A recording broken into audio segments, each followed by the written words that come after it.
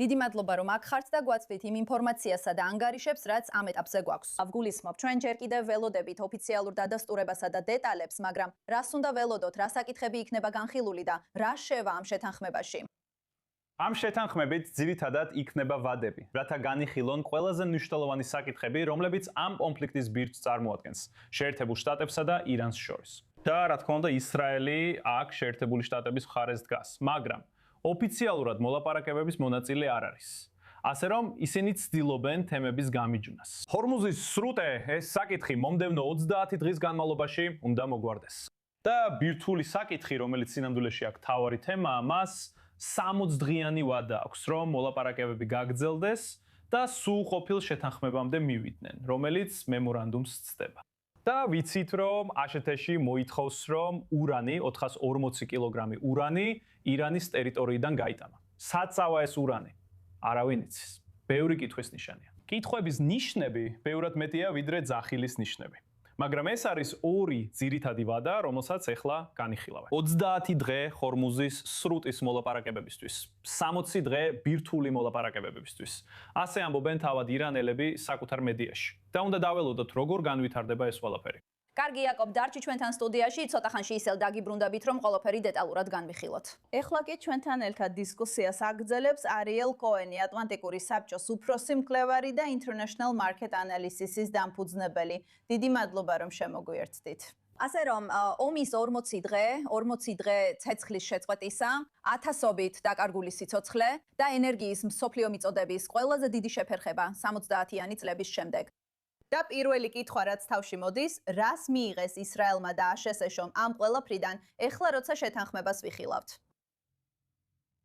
კარგი, მარტივია დავიწყოთ იმით, რაც ისრაელმა ვერ მიიღო. ისრაელმა ვერ მოხსნა სტრატეგიული საფრთხე, რომელიც მის არსებობას ემუქრება ირანში არსებული მულების თეოკრატიული დიქტატურისგან, თავად რეჟიმის არსებობაზე, რომ აღარაფერი ვთქვათ. ირანის რეჟიმი არ აიძულეს შეესრულებინა შეერთებული შტატების მოთხოვნები. და ეხლა არაერთი, არამედ ორი ომის შემდეგ, ნუ დაგვავიწყდება 2025 წლის ომი, 12 დღიანი ომი, ირანელები მოლაპარაკებების მაგიდასთან ისე იქცევიან, თითქოს ომი მათ მოიგეს. ამიტომ ჩვენ ბუნდოვნად მოლაპარაკობთ ბირთვულ საკითხზე. არ ჩანს, რომ ტრამპს შეუძლია ბალისტიკური რაკეტებიდან მომდინარე სტრატეგიული საფრთხის მოხსნა, რომელიც არა მხოლოდ ისრაელს, არამედ ირანის ყველა არაბ მეზობელსა და ევროპასაც ემუქრება. და არ არის საუბარი პროქსებზე. არსებობს ტრიფექტა, სამფეხა სკამი, რომელზეც ირანის ძალაუფლება ახლო აღმოსავლეთში იდგა და ეს იყო ბირთვული ბალისტიკური არსენალი და პროქსები. და ის ფაქტი, რომ ამ ორი ოპერაციის შემდეგ ირანი თუ რამეა კიდევ უფრო აძლიერებს თავის მოთხოვნებს, მაფიქრებინებს, რომ ეს ამბავი აქ არ მთავრდება. და არანაირი გარანტია არ არსებობს, რომ როცა აშშ-ში გადამწყვეტ შუალედურ არჩევნებს მიუახლოვდებით, ტრამპს ეყოფა გამბედაობა ბრძოლა გააგრძელოს. და ეს ნიშნავს, რომ ისრაელმა უნდა იფიქროს თავდაცვით და შეტევით პრიორიტეტებზე, მაგალითად, რაკეტსაწინააღმდეგო და დრონებისგან თავდაცვაზე. რას უნდა გააკეთოს ჰეზბოლას წინააღმდეგ, რაქნას ღაზაში, ჰამასის მიმართ და საბოლოოდ როგორ გაუმკლავდეს ირანის საფრთხეს, რადგან ირანის საფრთხე ჯერ კიდევ არ არის მოხსნილი. მართალია, მოდი ამაზე ვილაპარაკოთ. ისრაელი ახლა რასაც უყურებს, შედარებით იმასთან, რასაც 6 თვის წინ ან ომამდე რამდენიმე თვის წინ უყურებდა, რა შეუძლია ისრაელს რეალურად გააკეთოს ამ მომენტში? ასევე როგორც მოკლევადიან პერსპექტივაში, ასევე მომავალში, რა შესაძლებლობაა, რა შესაძლებლობი არსებობები არსებობს? სინამდვილეში შესაძლებლობები არ უმჯობესდება, რადგან რამდენიმე თვის წინ ვფიქრობდით, რომ ბიბი ნეთანიაჰუს თითქოს შეერთებული შტატები მთლიანად გვერდით ჰყავდა და ისრაელი ერთიანად მოქმედებდა. ეხლა ამ მოლაპარაკებების აღქმა ისაა, რომ ტრამპი პრიორიტეტს ანიჭებს ერდოღანს, მოჰამედ ბინ სალმანს საუდის არაბეთში და კატარელებს. და ბიბი თითქოს ერთგვარი შემდგომი ზარის თემაა. ეს ისრაელისთვის კარგი ნიშანი არ არის. და უნდა ვთქვა, რომ 2023 წლის 7 ოქტომბრის კატასტროფის შემდეგ დაზვერვის ჩავარდნა, ღაზაში ლიდერობის კრახი და ახლა ირანში ძალიან გაურკვეველი შედეგი ნეთანიაჰუს სულ უფრო ცუდად გამოიყურება როგორც ისრაელის ამომრჩევლის თვალში, ასევე ისრაელის საგარეო პარტნიორებისთვის. მოდით ცოტა უფრო დეტალურად განვიხილოთ ეს.